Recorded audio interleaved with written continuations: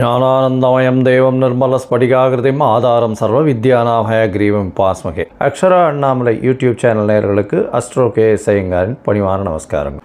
குரு பெயர்ச்சி. வருட கிரகமான குரு ஒரு ராசியிலிருந்து அடுத்த ராசிக்கு செல்வதற்கு ஒரு வருடம் சுமாராக ஆறுது.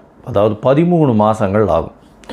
இந்த வருஷம் பார்த்தாலேயானால் குரு பகவான் மிதுன ராசியிலிருந்து கடக ராசிக்கு போகிறார். என்றைக்கு போகிறார்? 26/5/2026 20/10/2026 வரலாம். கிட்டத்தட்ட 5 மாதம்தான் இந்த வருஷம் இருக்க போகிறார் இந்த கடக ராசியில். குரு பகவான் என்று சொன்னாலே அவர் அதீத சுபர். அவர் பார்த்த இடம் மிகப்பெரிய ஏற்றத்தை கொடுக்கும், இருக்கிற இடமும் மிகப்பெரிய ஏற்றத்தை கொடுக்கும். குரு பகவான் பார்த்தாலும் சரி இருந்தாலும் சரி அந்த இடம் மிகப்பெரிய வளமை பெறும், ஏற்றம் பெறும். அதனால் குரு பகவான் லக்னத்திலே இருந்தார்னா திக்பலம்னு சொல்லக்கூடியது. அதனால் எந்த லக்னமாக இருந்தாலும் குரு பகவான் லக்னத்தில் இருப்பாரேயானால் அவர் நேர்மையானவராக இருக்கக்கூடிய வாய்ப்புகள் மிகவும் அதிகம்.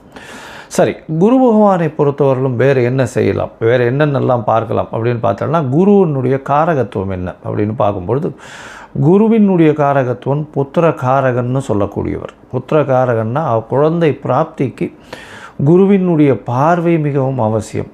5ஆம் அதிபதி 5ஆம் இடத்தின் அதாவது 5ஆம் இடம் 5ஆம் இடத்தின் அதிபதி மற்றும் குரு, இந்த 3 கிரகங்களையும் எடுத்து தான் புத்திர ஸ்தானம், புத்திர ஸ்தானாதிபதி, புத்திர காரகன்னு சொல்லக்கூடிய குருவையும் எடுத்து தான் பார்க்கணும். அதாவது குழந்தைகள் இல்லாமல் ரொம்ப நாள் குழந்தை இல்லாமல் இருப்பவர்களுக்கு இந்த 3 விஷயங்களையும் எடுத்து பார்த்து அவளுடைய தசா கோச்சாரம் எப்படி இருக்குது அப்படின்றதையும் பார்க்கணும். சரி, புத்திரக்காரகன் தவிர வேறு என்ன அப்படின்னா தனக்காரகன்னு சொல்லக்கூடியவர். அதாவது பணம் வரணும் அப்படின்னா, நிறைய பணம் சேமித்து வச்சுருக்கணும் அப்படின்னா குரு பகவான் அவருடைய கடாட்சம் இருக்கணும். எந்த ஒரு விஷயத்திலும் பார்த்தாலேயானால் பணம் அதிகமாக சேர்க்கணும் அப்படின்னா குரு இருக்கணும்.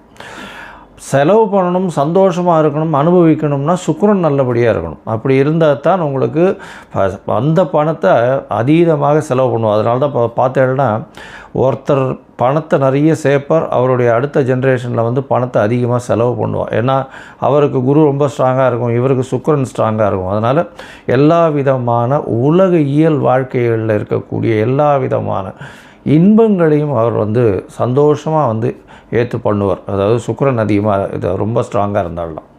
சரி, குரு பகவான் நேர்மையானவராக இருக்கக்கூடிய வாய்ப்புகள் அதிகமாக இருக்கும். ஏன்னா கற்பது, கற்றுக் கொடுப்பது, கற்பிப்பது இதுதான் அவருடைய தொழிலே. அதை தவிர பார்த்தாலேனா எல்லாருக்கும் சொல்லிக் கொடுக்குறது. அதனால் சொல்லிக் கொடுக்குறதுன்னா இப்போ என்ன சொல்கிறதுனா நாலேஜ் ட்ரான்ஸ்ஃபர்னு சொல்லுவோம், கேடி அப்படின்னு சொல்லக்கூடியது. அதே மாதிரி ஹெச்ஆர் அப்படின்னு சொல்லக்கூடியது, அட்மினிஸ்ட்ரேட்டிவ் இன்சார்ஜ், இந்த மாதிரியான விஷயங்களை சொல்லக்கூடியவர். அதே மாதிரி தங்கம் அப்படின்னு சொன்னோம்னாலே குருவுக்கு உண்டான ஒரு மெட்டல்னு சொல்லக்கூடியது தங்க ஆபரணங்கள். அதாவது எப்படி சொல்லணும்னா, தங்கத்தை ஆபரணங்களாக பண்ணி ரொம்ப நகாசு வேலைகள்லாம் பார்த்தா அதில் சுக்கிரன் இருக்கும். ஆனால் அது பொதுவான தங்கம் அப்படின்னு அந்த மஞ்சள் நிறத்தோடு இருக்கக்கூடிய ஒரு தங்கம் அப்படின்னு வச்சேன்னா அந்த தங்கத்தினுடைய வெயிட்டு, தங்கத்தினுடைய இதுவை பார்த்தாலேனால் குருவினுடைய ஆற்றல் இருக்கும். அதனால தான் தங்கத்திற்கு குருவினுடைய இது உலோகமாக கொடுக்கப்பட்டிருக்கு. சரி, இது தவிர தாவரத்தில் பார்த்தாலேனா முல்லைப்பூ, முல்லை செடி, அது தவிர இந்த வேர்க்கடலை இனிப்பு வகைகள், அதாவது கடலை மிட்டாய்னு சொல்லக்கூடியது, வேர்க்கடலை இனிப்பு வகைகள், சக்கரை பொங்கல், இந்த மாதிரியான விஷயங்கள்.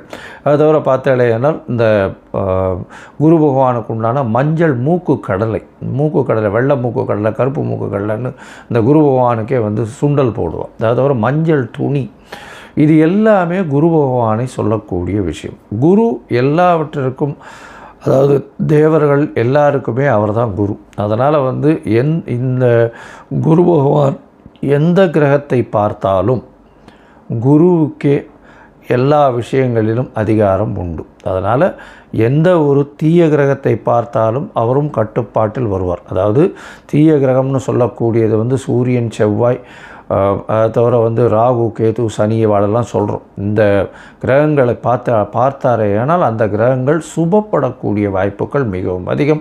எந்த இடத்தில் இருந்தாலும் இந்த துர்கிரகங்கள் குருவின் பார்வையினால் சுபப்படக்கூடிய வாய்ப்புகள் மிகவும் அதிகமாக இருக்கும். சரி, இந்த குரு பகவான் இப்போது மிதுன ராசியிலிருந்து கடக ராசிக்கு போகிறார். இந்த குரு பகவானுடைய காலபுருஷ தத்துவத்தின் ராசி பார்த்தோம்னா 9ஆம் ராசியும் 12ஆம் ராசியும், அதாவது 9ஆம் ராசி அப்படின்னு சொல்லக்கூடியது தனுசு, 12ஆம் ராசின்னு சொல்லக்கூடியது மீனம். இந்த 2 ராசிக்கும் அதிபதியாக இருக்கக்கூடியவர் குரு. இந்த குரு பகவான் கடகத்தில் உச்சம் பெறுறார். கடகத்தில் உச்சம் பெறக்கூடியவர் குரு பகவான். இதில் என்ன ஒரு பெரிய விசேஷம் அப்படின்னா, குரு பகவான் 9ஆம் இடத்துல அதாவது உங்களுக்கு படிப்பு, அதை தவிர வெளிநாடு போய் படிப்பு, மேற்படிப்பு, இது எல்லாமே குரு பகவானால் நல்லபடியாக ஆசீர்வதிக்கப்பட்டால் மட்டுமே உங்களுக்கு கிடைக்கும். அதே மாதிரி 12ஆம் இடத்தினுடைய அதிபதினு சொல்லக்கூடியவர் காலபுருஷ தத்துவத்தின் பிரகாரம், அதன் மூலியமாக பார்த்தேனால் குரு பகவான் சுப செலவுகளை கொடுப்பார். அதாவது 12ஆம் இடம் செலவுகளை கொடுக்கறது, அதாவது அயன சயன போகஸ்தானம் விரயஸ்தானம்னு சொல்லக்கூடிய இடம். உங்களுக்கு சுப செலவுகள் கொடுக்கணும், அதாவது பணம் வந்தாலும் சுபமாக இருக்கணும். அதை தவிர வெளிநாட்டில் போய் உங்களுக்கு அங்கேயே இருந்து பிஆர், அதை தவிர பர்மனெண்ட் ரெசிடென்ஷிப், அதை தவிர இந்த க்ரீன் கார்டு, இந்த மாதிரியான விஷயங்கள், H1B இதெல்லாம் வாங்கி அங்கேயே பர்மனெண்ட்டாக செட்டில் ஆகக்கூடிய பாக்கியத்தையும் உங்களுக்கு குரு பகவான் 12ஆம் இடத்துல இருந்தாலும் சரி, 8ஆம் இடத்திலிருந்து 12ஆம் இடத்தில் பார்த்தாலும் உங்களுக்கு அந்த வாய்ப்பினை நிச்சயமாக கொடுப்பார். சரி, இந்த குரு பகவான் இந்த ஒரு ராசிக்கும் என்ன பண்ணுறார் அப்படின்றத நம்ம பார்க்கலாம். அதற்கு முன்னாடி இந்த குரு பகவானை பொறுத்தவரையிலும் இன்னொரு பெரிய விசேஷமான விஷயம் என்ன அப்படின்னா, குரு பார்க்க கோடி நன்மைன்னு சொல்லுவோம். குரு பகவானுடைய பார்வைன்னு சொல்லக்கூடியது எந்த ராசியில் இருக்காரோ அந்த இடத்திலிருந்து 5ஆம் இடத்தையும் 7ஆம் இடத்தையும் 9ஆம் இடத்தையும் பார்க்குறார். 7ஆம் இடம்ன்றது 180 டிகிரியில் எல்லா கிரகங்களும் தன்னுடைய 180வது டிகிரியை பார்க்கக்கூடியது 7ஆம் இடம். அதில் எந்த ஒரு விஷயம் இல்லை. இப்போ விசேஷ பார்வைகள்னு சொல்லக்கூடியது செவ்வாய், சனி மற்றும் குரு, இந்த 3 கிரகங்களுக்கு இருக்குது அப்படின்னு சொல்கிறோம். அதை தவிர பார்த்தோம்னா ராகு கேத்துக்கு 3-11 இருக்குது, 3ஆம் இடமும் 11ஆம் இடமும் பார்க்கக்கூடியது இருக்குது அப்படின்னு சில கிரந்தங்கள் சொல்கிறது. இப்போது குருவினுடைய பார்வை 5-9, அதாவது அதிகமாக, அதாவது விசேஷ பார்வைகளாக இருக்கும். 5ஆம் இடம்னு சொல்லக்கூடியது விருச்சிகத்திலையும், 9ஆம் இடம் அப்படின்னு சொல்லக்கூடியது மீனத்திலையும் விழுறது. இதை தவிர மகரத்தையும் அவர் பார்க்குறார். ஏன்னா 7ஆம் இடமான கடகத்திற்கு 7ஆம் இடம்னு சொல்லக்கூடியது மகரம். இந்த மகரத்திலையும் அவர் அவரை பார்க்குறார். இதன் மூலியமாக என்ன ஆகும்? குரு பார்க்க கோடி நன்மை, அந்த இடம் எல்லாமே வளம் பெறும், சுபம் பெறும். அதை தவிர பார்த்தேனால் குரு பார்க்கறதுனால திருமண பாக்கியங்கள் ஏற்படும். அதாவது குரு பலம் வந்ததா அப்படின்னு சொல்லக்கூடியது. குரு பலம் வந்தது அப்படின்னு சொல்கிறது என்னென்னா, குருவினுடைய பார்வை 2, 4, 7, 8, 12 இந்த மாதிரியான விஷயங்களில் வந்ததே. ஆனால் குருவினுடைய பார்வை பட்டாலே, அதாவது அது நிச்சயமாக அவர்களுக்கு திருமண பாக்கியம் ஏற்படக்கூடிய வாய்ப்புகள் மிகவும் அதிகம். இதை தவிர பார்த்தேனால் 5ஆம் இடத்தை குரு பார்த்தாலும், அது தவிர 5ஆம் இடத்தில் குரு இருந்தாலும் குழந்தை பிராப்தியும் ஏற்படக்கூடிய பாக்கியம் உண்டு. அதனால் இந்த குரு எந்த இடத்தில் இருந்தாலும் சுபத்தை செய்வார். எந்த இடத்தில் இருந்தாலும், எந்த துர்கிரகங்களோடு இருந்தாலும் அவரையும் சுபப்படுத்தக்கூடிய வாய்ப்புகள் மிகவும் அதிகம்.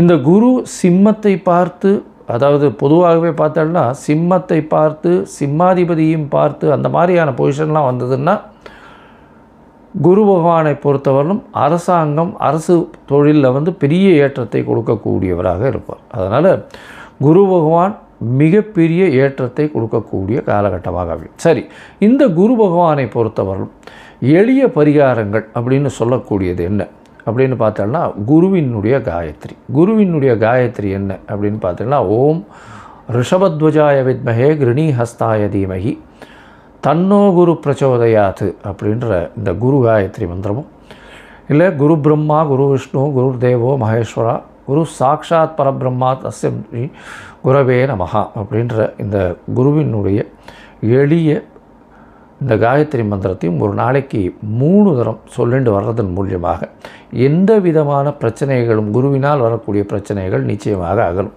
அதை தவிர பார்த்தோம்னா இன்னும் எளிய பரிகாரம்னு சொன்னால், அருகில் இருக்கக்கூடிய தட்சிணாமூர்த்திக்கு போய் நெய் வழக்கு போட்டு வாங்கும், நெய் தானம் கொடுங்க. கோவிலில் இருக்கக்கூடிய அர்ச்சகருக்கு வேஷ்டி தானம் கொடுங்க. அதை தவிர பட்டு தானம் கொடுங்க. உங்களால் முடிஞ்சதுன்னா சதுர்த்தி தேங்காய் உடைச்சின்னு வாங்க. குரு பகவானுக்கு உண்டானது தேங்காயின்னு சொல்லுவான். அதனால் பிள்ளையாருக்கு தேங்காய் உடைக்கிறது பெரிய விசேஷம். அதை தவிர நெய் போட்டு சக்கரை பொங்கல் பண்ணி இது பெருமாளுக்கு இது பண்ணிவிட்டு எல்லாருக்கும் கொடுக்கறது ரொம்ப பெரிய விசேஷத்தை நிச்சயமாக கொடுக்கும். சரி, இப்போது ஒரு ராசியாக மேஷம் முதல் மீனம் வரை இந்த குரு பெயர்ச்சி என்ன மாதிரியான மாற்றங்களை கொடுக்கும் அப்படின்றத பார்க்கலாம். அதற்கு முன்னாடி என்னுடைய மொபைல் நம்பர் ஸ்க்ராலிங்கில் போயின்னு இருக்கும். உங்களுக்கு அஸ்ட்ராலாஜிக்கல் கன்சல்ட் தேவைப்படுமே ஆனால் நீங்கள் எனக்கு ஃபோன் பண்ணுங்க. என்னுடைய கட்டணம் என்னன்னு சொல்கிறேன். உங்களுடைய தேதி, பிறந்த தேதி, நேரம், பிறந்த மாதம், வருஷம், அது தவிர உங்களுடைய நீங்கள் பிறந்த இடம், உங்களுடைய பெயர், தாய் தகப்பனார் பெயர், இதுவரையிலும் நீங்கள் அனுப்பி வைங்க. இதை அனுப்பி வச்சோடனே உங்களுடைய ஜாதகத்தை போட்டுவிட்டு அதுக்கப்புறம் உங்களுக்கு அப்பாயின்மெண்ட்டு கொடுத்து உங்களுக்குன்னு டைம் ஒதுக்கி நான் உங்களுடைய பிரச்சனைகள் என்னன்றதை இது பண்ணி உங்களுடைய தசாபுக்திகள் இப்போ இருக்கக்கூடிய கோச்சாரங்கள் எப்படி இருக்குன்றதை வலுவாக இருக்கான்றதை பார்த்து உங்களுடைய பிரச்சனைகள் எந்த அளவுக்கு சுமூகமாக தீரும்ன்றது சொல்கிறேன். ஏன்னா இப்போ ராசி சந்தி, லக்ன சந்தி இதெல்லாம் ரொம்ப அதிகமாக இருக்குது. 50 வயசில் இருப்பா, அவளுக்கு ரிஷபராசியாக மிதுன ராசியானே தெரியாது. மிருகசீர நட்சத்திரம்னு சொல்லிட்டு இருப்பா, 2வது பாதம் 3வது பாதம் மாற்றி மாற்றி சொல்லிட்டு இருப்பா. அதே மாதிரி விசாகம் சொல்லிட்டு இருப்பா. துலாமாக இருக்குமா இல்லைன்னா விருச்சிகமாக இருக்குமான்னு தெரியாது. அதனால் கண்டிப்பாக ஜாதகத்தை போட்டு அதில் சந்தி இருக்கான்னு பார்த்துட்டு அதுக்கப்புறம் தான் உங்களுக்கு நான் அப்பாயின்மெண்ட் தர முடியும். சரி, இப்போ மேஷம் முதல் மீனம் வரை குரு பெயர்ச்சி பலன்கள் எப்படி இருக்குன்னு பார்க்கலாம். கடகம், புனர்பூசம், பூசம், ஆயில்யம் இந்த 3 நட்சத்திரம் 9 பாதங்களை கொண்ட ராசி. ராசியின் அதிபதினு சொல்லக்கூடியவர் சந்திரன், அதிவேகமாக செல்லக்கூடிய கிரகம். இதில் விசேஷம் என்ன அப்படின்னா, இந்த ராசியில் குரு பகவான் உச்சம் அடைகிறார். அதனால் மிகவும் விசேஷமான ராசி. அதனால் பார்த்தடையானால் உங்களுக்கு தீர்க்கமான சிந்தனைகள் வரக்கூடிய வாய்ப்புகள் உண்டு. இவ்வளோ நாளாக பார்த்தோம்னா கடகராசிக்காரர்களுக்கு 12ஆம் இடத்துல குரு பகவான் இருந்தார். அதனால் பார்த்தோம்னா சில சமயம் அதாவது நல்ல ஒரு செலவுகள், அதாவது சுப செலவுகள் நடக்கும். இருந்தாலும் குரு 12ஆம் இடத்துல மறையிறதன் மூலியமாக நல்ல ஏற்றத்தை கொடுக்காது. இப்போது பார்த்தோம்னா உங்களுக்கு ராசியிலேயே இருக்கார். அதீதமான சிந்தனைகள், தீர்க்கமான சிந்தனைகள் வரக்கூடிய வாய்ப்புகள் உண்டு. எது எடுத்தாலும் நீங்கள் சொல்கிறது நிச்சயமாக பலிக்கக்கூடிய, உங்களுடைய பேச்சுக்களை நிச்சயமாக கேட்கக்கூடிய அளவில் மக்கள் இருப்பார்கள். யாராக இருந்தாலும் சரி, உங்களுடைய பேச்சில் நல்ல ஒரு ஏற்றம் இருக்கும். தீர்க்கமான சிந்தனைகள் இருக்கக்கூடிய வாய்ப்புகள் உண்டு. எந்த ஒரு விஷயமும் நல்ல ஒரு வெற்றியை கொடுக்கக்கூடிய வாய்ப்புகள் இந்த கடகராசிக்காரர்களுக்கு இந்த காலகட்டத்தில் உண்டு. உங்களுடைய ராசிக்கு பார்த்தலையானால் கடகராசிக்காரர்களுக்கு குரு பகவான் 26/5/2026 வரார். 20/10/2026 வரலும் உங்களுடைய ராசியில் இருக்கார். இந்த காலகட்டத்தில் பார்த்தோம்னா உங்களுடைய ராசிக்கு 5ஆம் இடம், 7ஆம் இடம், 9ஆம் இடம்னு 3 இடத்தையும் பார்க்குறார். 5ஆம் இடம்னு சொல்லக்கூடியது விருச்சிகம், 7ஆம் இடம்னு சொல்லக்கூடியது மகரம், 9ஆம் இடம்னு சொல்லக்கூடியது மீனம். இந்த 3 இடத்தையும் பார்க்குறார். உங்களுடைய பூர்வ புத்திரஸ்தானம், பூர்வ ஜென்ம புத்திரஸ்தானம் எல்லாமே நல்லபடியாக நல்ல வலுப்பெறக்கூடிய வாய்ப்புகள் நிச்சயமாக உண்டு. 5ஆம் இடத்தை குரு பகவான் பார்க்குறார் அப்படின்னா குழந்தை பிராப்தி ஏற்படக்கூடிய வாய்ப்புகள் உண்டு. இவ்வளோ நாளாக குழந்தை பாக்கியம் இல்லாதவர்களுக்கு இந்த காலகட்டத்தில் நிச்சயமாக குழந்தை பாக்கியம் ஏற்படக்கூடிய வாய்ப்புகள் இந்த காலகட்டத்தில் உண்டு. உங்களுக்கு பதவி, புகழ், அந்தஸ்து, கௌரவம் எல்லாமே தேடி வரக்கூடிய வாய்ப்புகள் உண்டு. ஆனால் உங்களுடைய ராசியிலேயே ஜென்மத்தில் குரு இருக்கிறதுனால ரொம்ப ப்ரெஷர் இருக்கக்கூடிய வாய்ப்பு, இருக்கிற இடத்த விட்டு நிறைய மூவ் பண்ண வேண்டியதாக இருக்கும். அலைச்சல் கொஞ்சம் அதிகமாக இருக்க வேண்டிய காலகட்டமாக இருக்கும். எல்லா விஷயத்துக்கும் நீங்களே போக வேண்டிய கட்டாயங்கள் ஏற்படக்கூடிய வாய்ப்புகள் உண்டு. 5ஆம் இடத்தை பார்க்கக்கூடிய குரு குழந்தைகள் மூலியமாக பெருமைகளை சேர்க்கக்கூடிய வாய்ப்பும், உங்களுக்கு குழந்தை பாக்கியம் ஏற்படக்கூடிய வாய்ப்பும், புதிய பதவி, புகழ், அந்தஸ்து, கௌரவம் இதெல்லாம் வரக்கூடிய வாய்ப்புகள் நிச்சயமாக உண்டு. ராசிக்கு 7ஆம் இடத்தை குரு பார்க்குறார். அதனால் பார்ட்னர்ஷிப் தொழிலில் நல்ல ஒரு வெற்றி இருக்கும். அதாவது உங்களுக்கு எதிர்த்த மாதிரி இருக்கிறவங்க அத்தனை பேரும் உங்களிடம் சரணாகதி அடையக்கூடிய வாய்ப்புகள் நிச்சயமாக உண்டு. பார்ட்னர்கள் மூலியமாக நல்ல ஒரு ஏற்றம் கிடைக்கக்கூடிய வாய்ப்புகள் இந்த காலகட்டத்தில் நிச்சயமாக நடக்கும். 7ஆம் இடத்தை பார்க்கறதுனால திருமண பாக்கியங்கள் இந்த காலகட்டத்தில் நிச்சயமாக உண்டு. பார்ட்னர்ஷிப் தொழிலில் அதீதமான வெற்றிகள் கிடைக்கக்கூடிய வாய்ப்புகள் உண்டு. ராசிக்கு 9ஆம் இடத்தையும் குரு பார்க்குறார். 9ஆம் இடத்துல சனி பகவான் ஏற்கனவே இருக்கார். அவரே 7ஆம் அதிபதி அப்படின்றதுனால பார்ட்னர்ஷிப் தொழிலெல்லாம் பெரிய வெற்றியை கொடுக்கக்கூடிய காலகட்டமாக இந்த காலகட்டம் அமைய போகிறது. தந்தையின் உடல்நிலையில் நல்ல ஒரு ஏற்றம் இருக்கும். தந்தையின் சொத்துக்கள் சேரக்கூடிய வாய்ப்பு, தந்தை மூலியமாக ஆதாயங்கள் வரக்கூடிய வாய்ப்பு, வெளிநாடு வெளியூர் சென்று படிக்கக்கூடிய வாய்ப்புகள் இந்த காலகட்டத்தில் நிச்சயமாக அமையும். உங்களுடைய ராசிக்கு பார்த்தோன்னா 9ஆம் இடம் வந்து குருவின் பார்வையில் இருக்கிறதும், அவரே 7ஆம் அதிபதி, அதாவது சனி பகவானே 7ஆம் அதிபதி, அவர் 9ஆம் இடத்துல இருக்கிறதுனாலையும் கண்டிப்பாக பார்ட்னர்ஷிப் தொழில்கள் எல்லாம் வந்து அதீதமான லாபத்தை கொடுக்கக்கூடிய காலகட்டமாக இந்த காலகட்டம் அமைய போகிறது. சரி, மொத்தத்தில் பார்க்கும்பொழுது கடகராசிக்காரர்களுக்கு ஏற்றமான காலமாகவே இருக்குது. ஏற்றமான காலம்னா தீர்க்கமான முடிவுகள். இவ்வளோ நாளாக மனசில் கிளேசங்கள் அதிகமாக இருந்திருக்கும், சரியான முடிவுகள் எடுக்க முடியாத நிலைமையாக இருந்திருக்கும். இப்போ வந்து தீர்க்கமான முடிவுகள் அதிகமாக இருக்கும், அலைச்சல் கொஞ்சம் அதிகமாக இருக்கும். அதாவது எந்த ஒரு விஷயத்துக்கும் நீங்களே முடிவெடுக்க வேண்டிய கட்டாயத்திற்கு தள்ளப்படுவீங்க. உங்களுடைய முடிவுகளும் சீரான முடிவுகளாக இருக்கக்கூடிய வாய்ப்புகள் உண்டு. உங்களுடைய ராசிக்கு 5ஆம் இடத்தை குரு பார்க்கறதுனால கண்டிப்பாக குழந்தை பிராப்தி ஏற்படக்கூடிய பாக்கியம் இந்த காலகட்டத்தில் உண்டு. அது தவிர குழந்தைகள் மூலியமாக நல்ல ஒரு பெருமை வரக்கூடிய பெருமை சேர்ந்த ஒரு நல்ல விஷயங்கள் வரக்கூடிய வாய்ப்பு, உங்களுக்கு பதவி புகழ் அந்தஸ்து கௌரவம்லாம் வரக்கூடிய வாய்ப்பு இந்த காலகட்டத்தில் நிச்சயமாக ஏற்படும். உங்களுடைய ராசிக்கு 7ஆம் இடத்தை பார்க்கக்கூடிய குரு உங்களுக்கு திருமண பாக்கியத்தை ஏற்படுத்துவார். எதிர்பாலினத்தவர் மூலியமாக நல்ல ஒரு ஏற்றம். இவ்வளோ நாளாக திருமணத்திற்கு பார்த்து தட்டி கொண்டே போயிருக்கும். 12ஆம் இடத்துல குரு இருக்கும் பொழுது திருமண பாக்கியம் ஏற்பட்டிருக்காது. ஆடவருக்கோ பெண்டிற்கோ பார்த்தோம்னா திருமணம் தட்டிகிட்டே இருந்திருக்கும் ஏதோ ஒரு விஷயத்தினால. இப்போது 26/5/2026 கண்டிப்பாக திருமண பாக்கியம் ஏற்படும். இந்த 6 மாதத்துக்குள்ளே உங்களுக்கு கல்யாணம், அதாவது 5 மாதத்துக்குள்ளே கல்யாணம் நிச்சயமாக நிச்சயதார்த்தம் நிச்சயமாக நடந்தேறக்கூடிய வாய்ப்புகள் மிகவும் அதிகமாக இருக்குது. இந்த காலகட்டத்தில் எதிர்பாலினத்தவர் மூலியமாக நல்ல ஒரு ஏற்றம் இருக்கக்கூடிய வாய்ப்பு. அதை தவிர பார்ட்னர்ஷிப் பிஸ்னஸ் எது எடுத்தேனாலும் அதில் வெற்றி பெறக்கூடிய வாய்ப்புகள் இந்த காலகட்டத்தில் நிச்சயமாக இருக்குது. பார்ட்னர்ஷிப் பிஸ்னஸில் அதீதமான லாபங்கள் வரக்கூடிய வாய்ப்புகள் உண்டு. உங்களுடைய ராசிக்கு பார்த்தோம்னா வெளிநாடு சென்று படிக்கக்கூடிய யோகமும் இருக்குது. ஏன்னா 9ஆம் இடத்தை வந்து குருவே பார்க்குறார் தன்னோட வீட்டை.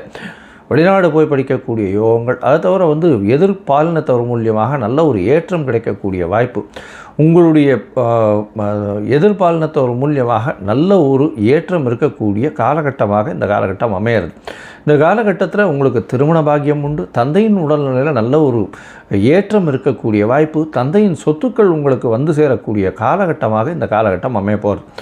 இந்த காலகட்டத்தில் ஒருவேளை உங்களுடைய தசாபுக்தி அந்தரம் சூக்ஷ்மம் அந்த அளவுக்கு விசேஷமாக இல்லை அப்படின்னா, நீங்கள் அருகில் இருக்கக்கூடிய தென்குடி திட்டை அப்படின்ற தட்சிணாமூர்த்தி கோவில், அதாவது குரு பகவானுடைய கோவிலுக்கு போயிட்டு வாங்கும். இந்த காலகட்டத்தில், அதாவது 26/5/2026 20/10/2026 வரலும் உண்டான காலகட்டத்தில் ஒரு தரம் போயிட்டு வாங்க.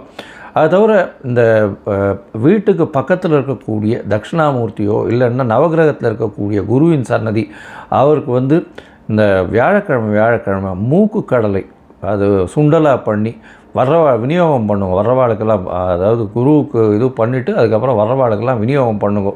உங்களுக்கு வரக்கூடிய எந்த பிரச்சனைகளாக இருந்தாலும் தவிடுபடியாக போகக்கூடிய வாய்ப்புகள் மிகவும் அதிகம்.